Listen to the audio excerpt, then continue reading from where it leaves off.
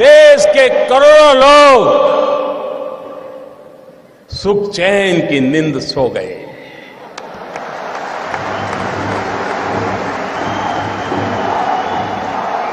और देश के लाखों लोग नींद के लिए गोलियां खरीदने जा रहे हैं, गोलियां नहीं मिल रही है।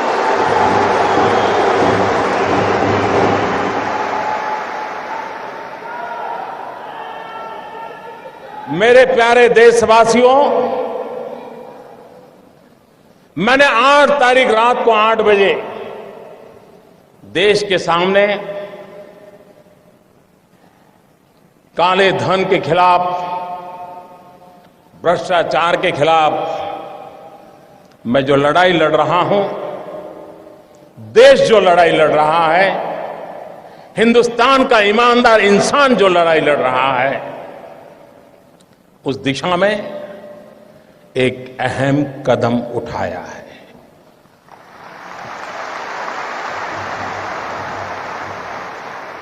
लेकिन कुछ लोग हैं जो अपने ही ख्यालों में खोए रहते हैं।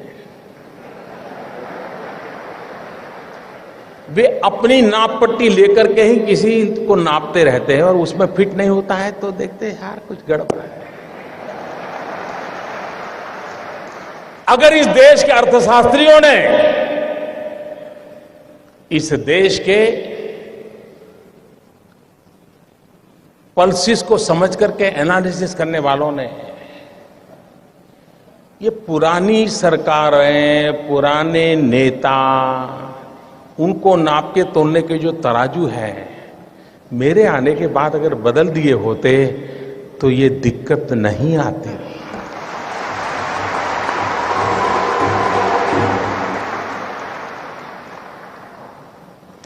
उनको समझ आना चाहिए था कि ऐसी सरकार देश ने चुनी है जिसके पास से देश की अपेक्षा है। आप मुझे बताइए भाइयों बहनों, 2014 में आपने वोट दिया था, भ्रष्टाचार के खिलाफ दिया था कि नहीं दिया था? आप मुझे बताइए, आपने एक काम करने के लिए मुझे कहा था कि नहीं कहा था? काले धन के खिलाफ काम करने के लिए आपने मुझे कहा था कि नहीं कहा था? आपने मुझे कहा था तो मुझे करना चाहिए कि नहीं करना चाहिए?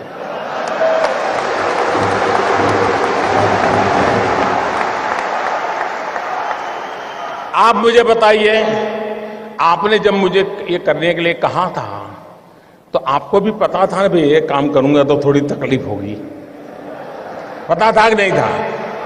ऐसा तो नहीं था कि बस आपको ऐसे ही मुंह में पतासा आ जाएगा, ऐसा तो नहीं था ना, सबको मालूम था। ये सरकार बनने के तुरंत बाद हमने एक सुप्रीम कोर्ट के निवृत्त न्यायमूर्ति के नेतृत्व में स्पेशल इन्वेस्टिगेशन टीम बनाई, SIT। दुनिया में कहां कहां ये कारोबार चल रहा है, इस पर ये टीम काम कर रही है और हर 6 महीने वो सुप्रीम कोर्ट को रिपोर्ट कर रही है। ये काम पहले वाली सरकारें टालती रही थी, हमने किया था। अपने यहां कहावत है, पुत्र के लक्षण पालने में। जब मेरी पहली कैबिनेट में पहले ही दिन ऐसा बड़ा कड़ा निर्णय करता हूं तो पता नहीं था कि मैं आगे करने वाला हूं जी। मैंने छुपाया था क्या? कुछ नहीं छुपाया मैंने। हर बार मैंने ये बात कही है और आज मैं आपको इसका ब्यौरा दे रहा हूं। देश मुझे सुन रहा है। मैंने देश को कभी अंधेरे में नहीं रखा है, मैंने देश को कभी गलतफहमी में नहीं रखा है, खुल करके बात कही है और ईमानदारी से।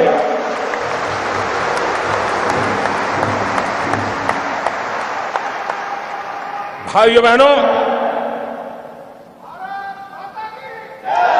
दूसरा जरूरी काम था, दुनिया के देशों के साथ पिछले 50-60 साल में ऐसे एग्रीमेंट हुए थे कि जिसके कारण हम ऐसे बंद गए थे कि हम कोई जानकारियां ही नहीं पा रहे थे। हमारे लिए बहुत जरूरी था कि दुनिया के देशों से पुराने जो एग्रीमेंट है उसमें बदलाव करें, कुछ देशों के साथ नया एग्रीमेंट करें। अमेरिका जैसे देशों को मैं समझाने में सफल हुआ कि आप हमारे साथ एग्रीमेंट कीजिए और आपकी बैंकों में किसी हिंदुस्तानी का पैसा है, आता है या जाता है, हमें तुरंत पता चलना चाहिए। यह काम मैंने दुनिया के कई देशों के साथ किया है, कुछ देशों के साथ अभी भी चल रहा है, लेकिन विश्व में कहीं पर भी भारत की चोरी लूट का पैसा गया है तो उसकी तुरंत जानकारी मिले, इसका प्रबंध पुरजोश तरीके से हमने किया है।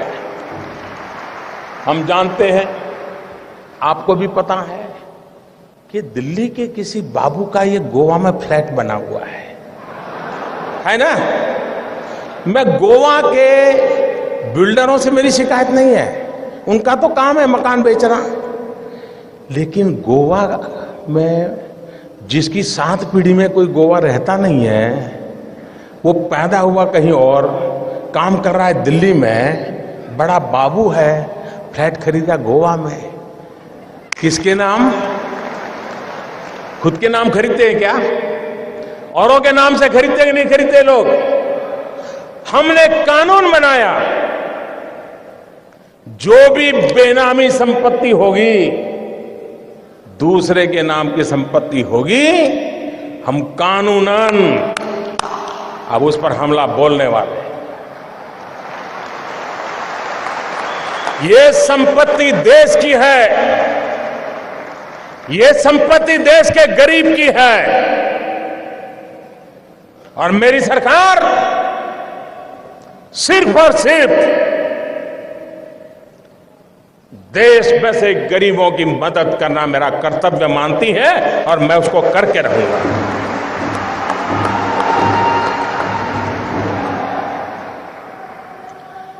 हमने देखा है, घर में शादी हो, ब्याह हो, कुछ काम हो, ज्वेलरी खरीदते हैं, बीबी का जन्मदिन हो, ज्वेलरी खरीदते हैं, कभी सोना खरीदते हैं, और ज्वेलर भी कोई बात नहीं, ले जाइए साहब, थैला भर करके ले आइए, ले जाइए, न बिल देना, न लेना, न कोई हिसाब रखना, कुछ नहीं साहब। चल रहा था कि नहीं चल रहा था? सब कैश चलता था कि नहीं चलता था? ये कोई गरीब लोग करते थे क्या? ये बंद होना चाहिए कि नहीं होना चाहिए? हमने नियम बनाया कि 2 लाख रुपए से ज्यादा अगर आप गहने खरीदते हैं, ज्वेलरी खरीदते हैं, तो आपको आपका पैन नंबर देना पड़ेगा ही। इसका भी विरोध हुआ था। आप हैरान होंगे, आधे से ज्यादा पार्लियामेंट के मेंबर, आधे से ज्यादा मुझे यह कहने के लिए आए थे कि मोदी जी ये नियम मत लगाओ, और कुछ लोगों ने तो चिट्ठी लिखित में मुझे चिट्ठी लिखने की हिम्मत की है। जिस दिन मैं उसको पब्लिक में करूंगा, शायद पता नहीं वो अपने इलाके में जा पाएंगे कि नहीं जा पाएंगे।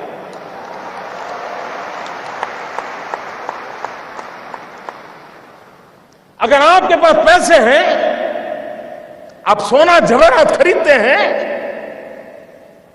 हम इतना ही कहते हैं कि भाई आपका जो इनकम टैक्स का पैन नंबर है वो लिखवा दीजिए, पता तो चले कौन लेता है, पैसा कहां से आता है, कहां जाता है। भाइयों बहनों, ये 70 साल की बीमारी है, और मुझे 17 महीने में मिटानी है।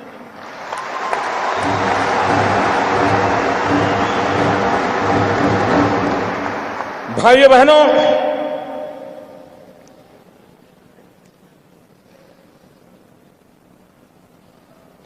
हमने एक और काम किया,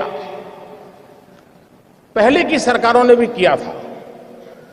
ये जो ज्वेलर्स है, क्योंकि ज्यादातर हमारे यहां सोना वगैरह की बात करा, उन पर कोई एक्साइज ड्यूटी नहीं लगती थी।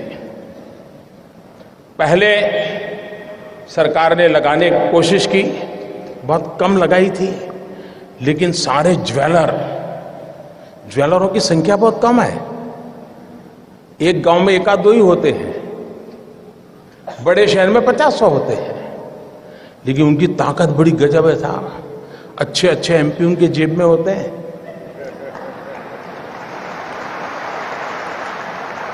और ज्वेलरी पर जब एक्साइज लगाई तो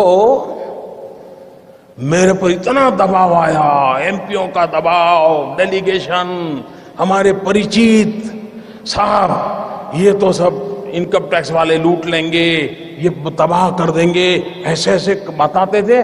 मैं भी डर गया कि यार मैं ये करूंगा पता नहीं क्या हो जाएगा। मैंने कहा ऐसा करो भाई, 2 कमेटी बनाते हैं, वार्ता करेंगे, चर्चा करेंगे। सरकार की तरफ से उनको भरोसा था, ऐसे एक्सपर्ट कमेटी बनाई।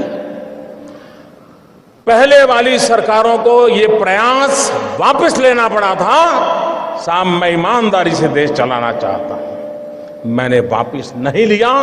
मैंने ज्वेलरों को विश्वास दिलाया कोई आपसे ज्यादती नहीं करेगा, और अगर कोई इनकम टैक्स वाला ज्यादती करता है, आपने मोबाइल फोन से उसका रिकॉर्डिंग कर लीजिए, मैं उसके खिलाफ काम करूंगा। ये कदम हमने उठाया था। जिनको पता हो, ये सारा देख करके समझ नहीं आता था क्या मोदी क्या करेगा आगे। लेकिन अगर आप अपनी दुनिया में इतने मस्त थे कि और पॉलिटिकल पार्टी की तरह ये भी आकर के चला जाएगा, मैं भाइयों बहनों कुर्सी के लिए पैदा नहीं हुआ।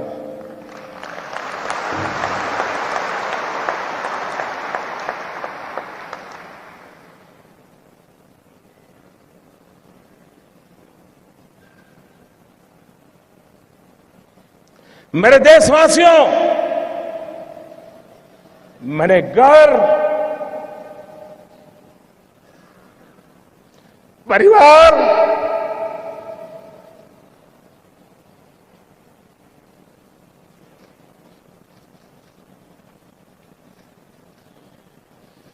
सब कुछ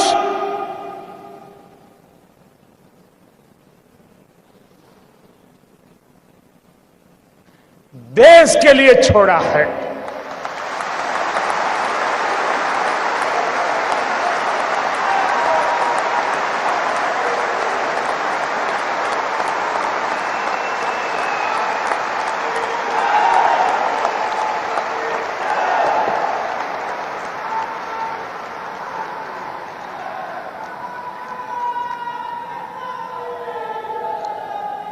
हमने दूसरी तरफ ये भी जोर लगाया, अच्छा कुछ लोग होते हैं मजबूरन कुछ गलत करना पड़ा हो। सब लोग बेईमान नहीं होते जी, सब लोग चोर भी नहीं होते कि मजबूरन कुछ करना पड़ा होता है। वे अगर उनको मौका मिले तो सही रास्ते पर आने को तैयार होते हैं, और ये संख्या बहुत बड़ी होती है। हमने लोगों के सामने स्कीम रखी कि अगर आपके पास ऐसे बेईमानी के पैसे पड़े हैं, गलत पैसे पड़े हैं, तो आप इस कानून के तहत जमा करा दीजिए, इतना दंड भर दीजिए। उसमें भी मैंने कोई माफी नहीं दी। लेकिन व्यापारी लोग चीजों को समझने में बड़े होशियार होते हैं। उनको समझ में आ गया कि ये मोदी है, कुछ गड़बड़ करेगा। आपको जान करके खुशी होगी, आजादी के 70 साल में ऐसी योजनाएं कई बार आई। पहली बार 67,000 करोड़ रुपीज लोगों ने आकर के दंड समेत जमा कर दिए साहब।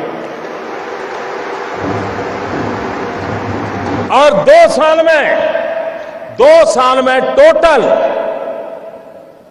सर्वे के द्वारा, रेड के द्वारा, डिक्लेरेशन के द्वारा 1.25 लाख करोड़ रुपया जो कहीं हिसाब में नहीं था, वो सरकारी खजाने में जमा हुआ है भाइयों। 1.25 लाख करोड़ का हिसाब आया है। ये 2 साल में किए हुए काम का मैं हिसाब आज गोवा की धरती से पूरे देश को दे रहा हूं मेरे भाई बहन।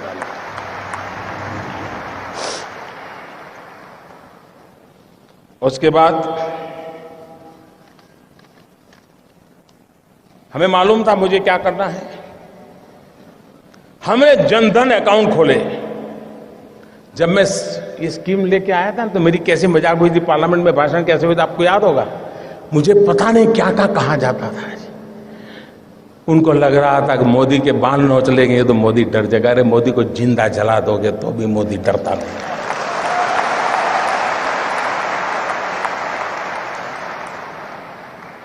उसके बाद हमने प्रारंभ में आकर के एक काम लिया, प्रधानमंत्री जनधन योजना के द्वारा गरीब से गरीब का बैंक अकाउंट खोलना। उस समय लोगों को समझ नहीं आया कि मोदी बैंक अकाउंट खोला कौन रहा है। अब लोगों को समझ आएगा कि इस बैंक अकाउंट का क्या फायदा होने वाला है। करीब करीब 20 करोड़ से ज्यादा गरीब लोगों के बैंक अकाउंट खोले और हिंदुस्तान में अमीर लोगों के जेब में बटवे में भांति भांति बैंक को क्रेडिट और डेबिट कार्ड होते हैं। गरीब तो बेचारा सोच ही नहीं सकता था ऐसा भी कोई कार्ड होता है, कार्ड से मिल जाता है कुछ, पता नहीं था उसको। भाइयों बहनों, प्रधानमंत्री जनधन योजना के लिए बहन के खाते खोले ऐसा नहीं, इस देश के 20 करोड़ लोगों को हमने रुपए कार्ड दिया है, डेबिट कार्ड दिया है और यह आज से 1 साल पहले किया हुआ है।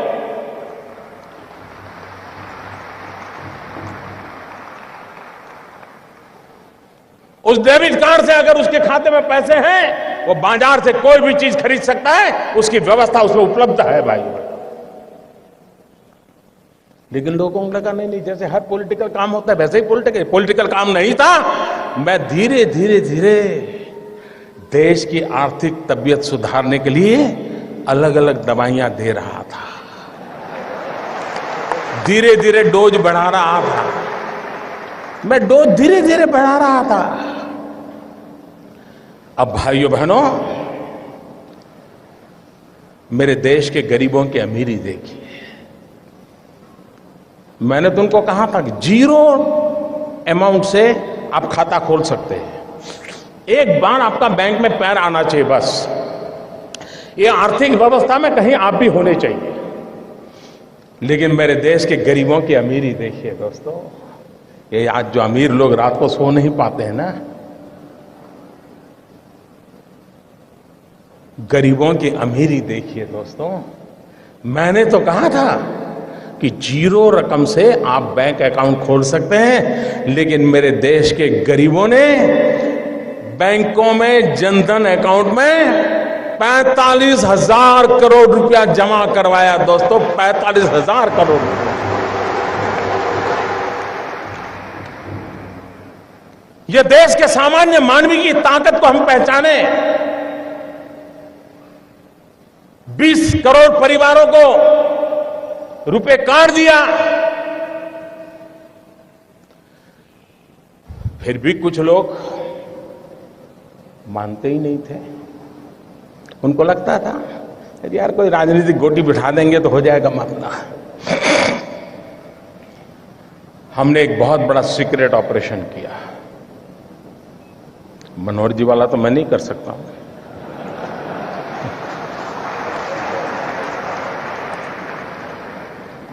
दस महीने से काम पे लगा रहा, एक छोटी विश्वस्त टोली बनाई, क्योंकि इतनी नई नोटें छापना, नोटें पहुंचाना बड़ा कठिन, चीजें छिपाना बड़ा सीक्रेट रखना, वरना ये लोग ऐसे होते साहब, पता चल जाए तो साहब अपना कर लेंगे।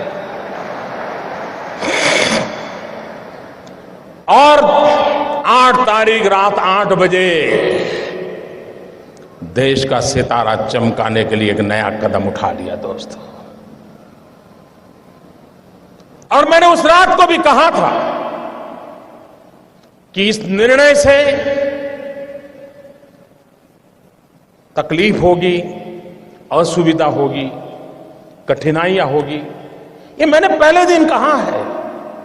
लेकिन भाइयों बहनों, मैं आज देश के उन करोड़ों लोगों के सामने सर झुकाता हूं कि सिनेमा के थिएटर पर लाइन लगाते हैं ना, वहां भी झगड़ा हो जाता है। मैं देख रहा हूं पिछले 4 दिन से हजारों लोग पैसों के लिए कतार खड़ा के लगे हैं, लेकिन हर एक के मुंह से एक ही आवाज आ रही है कि ठीक है, मुसीबत हो रही है, तकलीफ हो रही है, पैर दुख रहे हैं, लेकिन देश का भला होगा। मैं आज सार्वजनिक रूप से बैंक के सभी कर्मचारियों का अभिनंदन करता हूं। एक साल में, मेरे शब्द लिखिए, एक साल में बैंक के मुलाजिम को जितना काम करना पड़ता है ना, उससे ज्यादा काम वो पिछले एक हफ्ते से कर रहा है जी, उससे ज्यादा काम कर रहा है। मुझे खुशी हुई, मैंने सोशल मीडिया में देखा, रिटायर्ड बैंक के कर्मचारी, किसी की उम्र 70 साल, किसी की 75 साल, वो बैंक में गए, उन्होंने कहा साहब रिटायर हो गए हैं, लेकिन इस पवित्र काम में हमें आता है, अगर आप हमें बिठा करके काम में लगाना चाहते हैं तो हम हमारी सेवा देने के लिए तैयार हैं। मैं उन रिटायर्ड बैंक के कर्मचारियों का भी आज अभिनंदन करना चाहता हूं, जिन्होंने अपनी सेवाएं देने के लिए अपनी पुरानी ब्रांच में जाकर के मदद करने के लिए गुहार लगाई है। मैं उनका अभिनंदन करता हूं। मैं उन नौजवानों का अभिनंदन करता हूं जो कतार के बाहर धूप पे खड़े रह करके अपने खर्चे से लोगों को पानी पिला रहे हैं, सीनियर सिटीजन के बिठाने के लिए कुर्सियां लेकर के दौड़ रहे हैं। चारों तरफ देश की युवा पीढ़ी खास करके इस समय इस काम को सफल करने के लिए काम में लगी है। इस काम की सफलता का कारण 8 तारीख के 8 बजे मोदी का निर्णय नहीं है। इस काम की सफलता का कारण 125 करोड़ देशवासी, जिसमें कुछ लाख छोड़ दो, कुछ लाख छोड़ दो, ये जी जान से लगे हैं, इसलिए ये योजना सफल होना सुनिश्चित है। भाइयों बहनों, मैं दूसरी बात बताना चाहता, मुझे बताइए, हमारे देश में मतदाता सूची, वोटर्स लिस्ट, सभी पॉलिटिकल पार्टियां मतदाता सूची बनाने में काम करती है, नहीं करती है? सरकार की सभी लोग काम करते हैं कि नहीं करते हैं? सारे टीचर्स करते हैं कि नहीं करते हैं? उसके बावजूद भी जिस दिन पोलिंग होता है, शिकायत आती है कि नहीं आती है? मेरा नाम निकल गया, हमारी सोसाइटी का नाम निकल गया, मुझे वोट नहीं देने देते। मुसीबत आती है कि नहीं आती है? इतना सारा ओपन होने के बाद भी तकलीफ आती है कि नहीं आती है? भाइयों बहनों, हमारे देश में चुनाव होता है, चुनाव में तो क्या करना होता है? जाना, बटन दबाना, वापिस आना, इतना ही करना है ना। तो भी इस देश में करीब करीब 3 महीने 90 दिन तक चुनाव का काम चलता है, 90 दिन तक।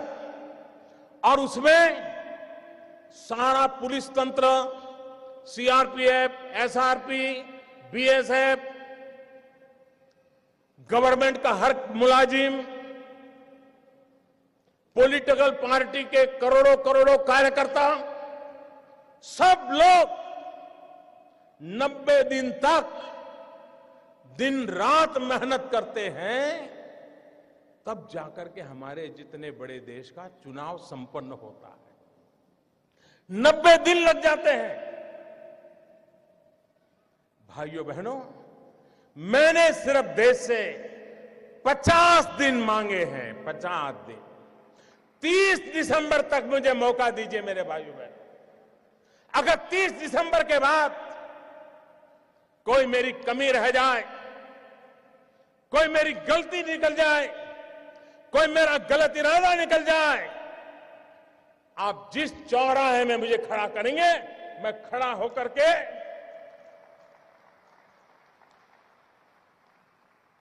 देश जो सजा करेगा वो सजा भुगतने के लिए तैयार हूं।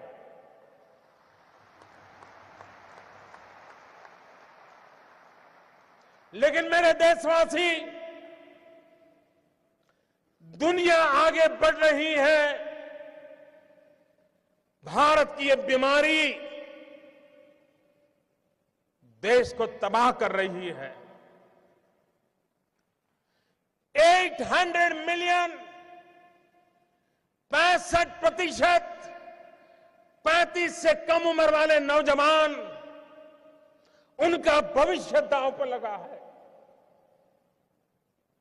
उसलिए मेरे भाइयों बहनों, जिनको राजनीति करनी है करें, जिनका लूट चुका है वो रोते रहे, गंदे आरोप लगाते रहे, लेकिन मेरे ईमानदार देशवासियों, आइए मेरे साथ चलिए। सिर्फ 50 दिन, 30 दिसंबर के बाद मैं आपने जैसा हिंदुस्तान चाहा है वो देने का वादा करता हूं मेरे दोस्त।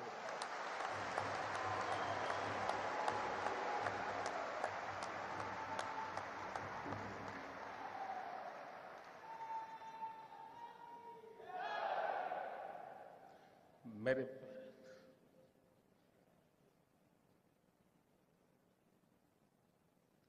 किसी को तकलीफ होती है, पीड़ा मुझे भी होती है। ये मुद्दा मेरे अहंकार का नहीं है।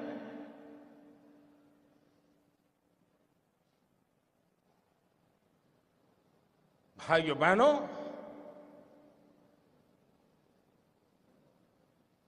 मैंने बुराइयों को निकट से देखा है।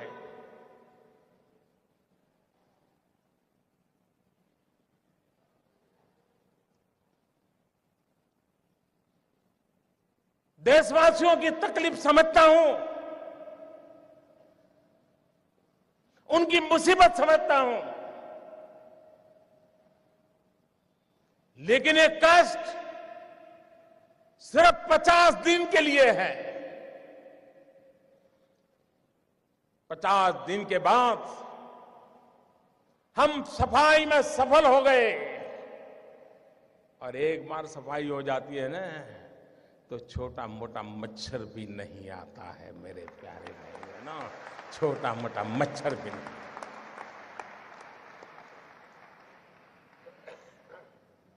मुझे विश्वास है, मैंने लड़ाई ईमानदार लोगों के भरोसे शुरू की है,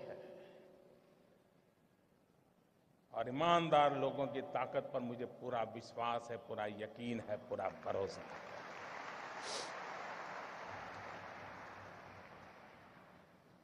और आप कल्पना नहीं कर सकते कैसे कैसे लोगों का डूब रहा है। मां गंगा को भी आश्चर्य हो रहा है। कल जो चवन्नी नहीं डालते थे, आज वो नोटे बहाने आ रहे हैं। वो गरीब विधवा मां मोदी को आशीर्वाद देती है कि बेटा, कभी बेटा या बहू देखते नहीं थे, कल आए थे 2.5 लाख बैंक में जमा कराने के लिए। उन गरीब विधवा माओं के आशीर्वाद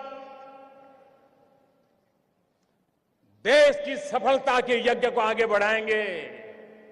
और आपने देखा कैसे कैसे लोग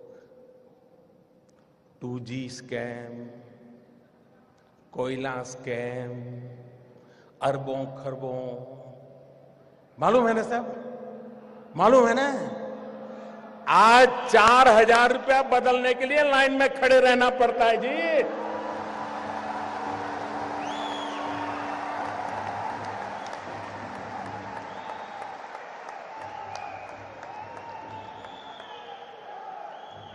अरे 125 करोड़ देशवासियों का प्यार न होता, विश्वास न होता,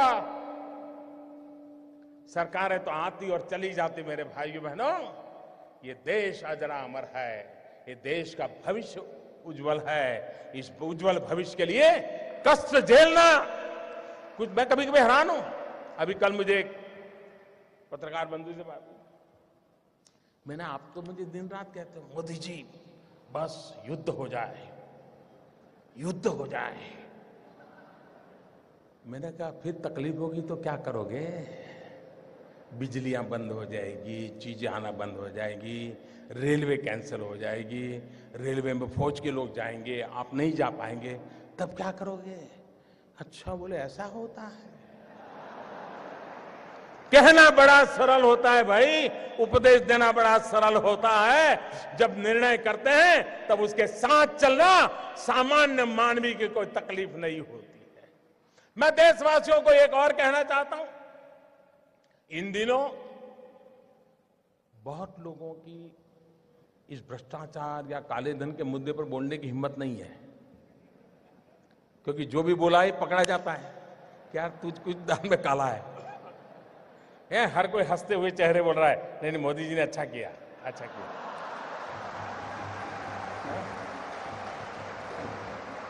फिर किसी दोस्त को फोन करता है, यार कोई रास्ता है? फिर वो कहता है, यार मोदी जी है, सारे रास्ते बंद कर दिए। इसलिए अफवाहें फैलाते हैं। एक दिन अफवाह फैलाई थी, नमक महंगा हो गया। अब बताइए भाई, 500 की नोट और 1000 की नोट, कोई है जो 1000 की नोट लेके नमक लेने जाता है? ये इसलिए किया जाता है कि उनको मालूम है कि उनका लूट रहा है। 70 साल से जमा किया हुआ महंगे से महंगे ताले लगाए थे। कोई पस्ती लेने वाला नहीं है, पस्ती लेने वाला नहीं है। भिखारी भी मना करता है, ये साहब 1000 का नोट नहीं चाहिए।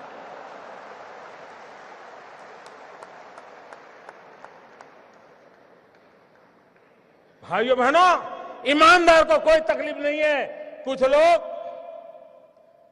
अपनी नोट कहते हैं, मुझे सच मालूम नहीं, लेकिन चर्चा चल रही है, कहते 450 में बेच रहा है, कोई 500 की नोट, कोई 300 में दे रहा है।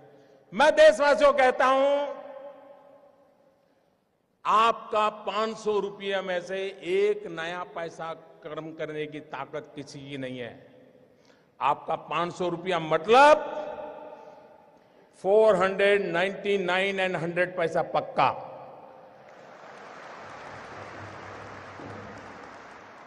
ऐसा किसी कारोबार में आप लिप्त मत होइए।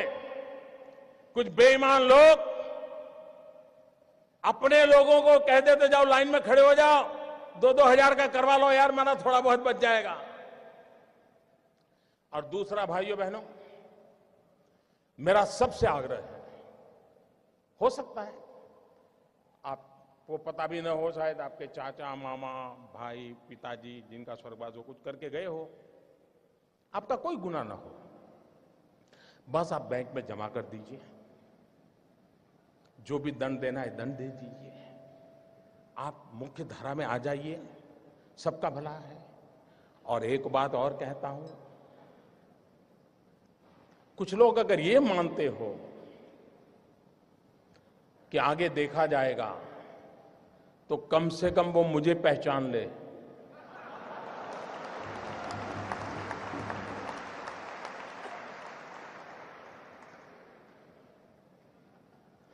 देश आजाद हुआ तब से अब तक का आपका कच्चा चिट्ठा मैं खोल दूंगा। जिनके पास ये बेईमानी का है, वो मान के चले कागज का टुकड़ा है, वो ज्यादा कोशिश ना करें, ज्यादा कोशिश ना करें, वरना सरकारी मैं इसके लिए अगर 1 लाख नए लड़कों को नौकरी देनी पड़ेगी तो दूंगा, और कोई इसी काम में लगाऊंगा। लेकिन देश में ये सारा कारोबार बंद चल रहा है, उसको बंद करना है। और अब लोग मुझे समझ गए हैं। इतने दिन उनको समझ नहीं आया, लेकिन जरा ये डोज ज्यादा आया तो समझ आया। लेकिन ये एंड नहीं है, ये पूर्ण विराम नहीं है। मैं आज खुल करके कहता हूं, ये पूर्ण विराम नहीं है। देश में भ्रष्टाचार, बेईमानी बंद करने के लिए मेरे दिमाग में और भी कई प्रोजेक्ट चल रहे हैं।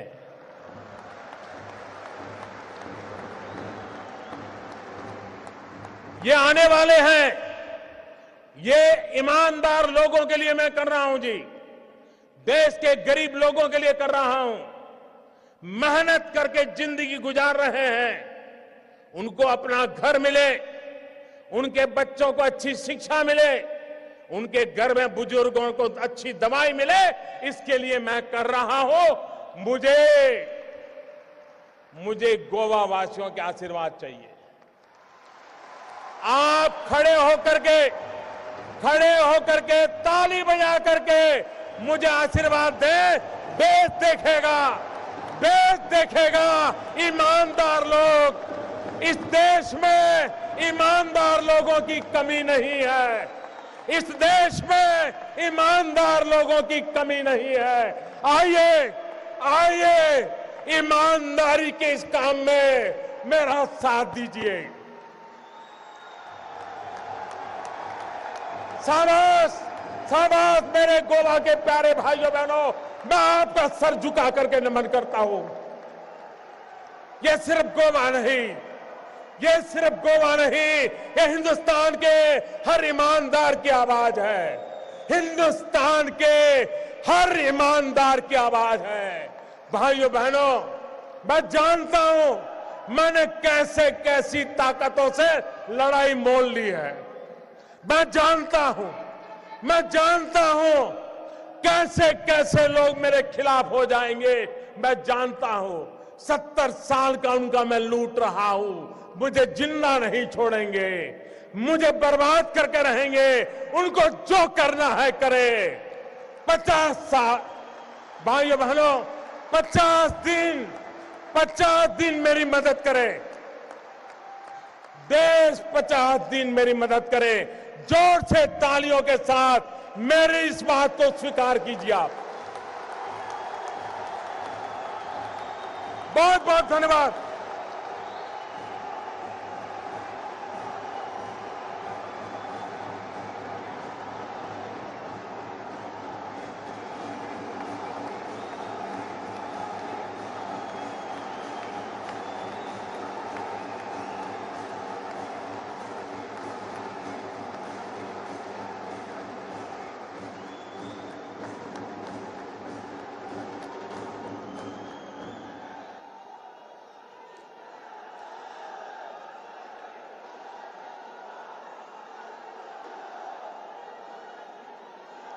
देश के उज्जवल भवितव्य के लिए कर्तव्यपूर्ण वचनों और कार्य के प्रति हम सधन्यवाद प्रकट करते हैं।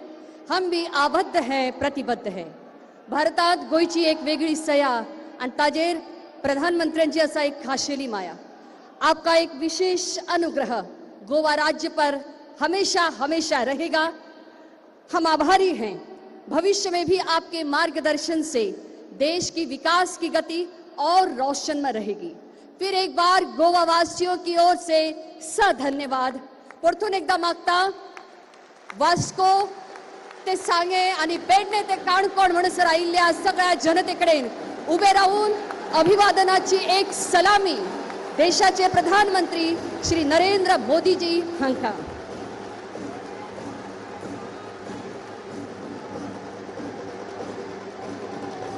मंचाचेर उपस्थित आशिल्ले सगळ्या मानेस्तांक आमी दिनवासता गोयच्या सगळ्या वाठारांतल्यान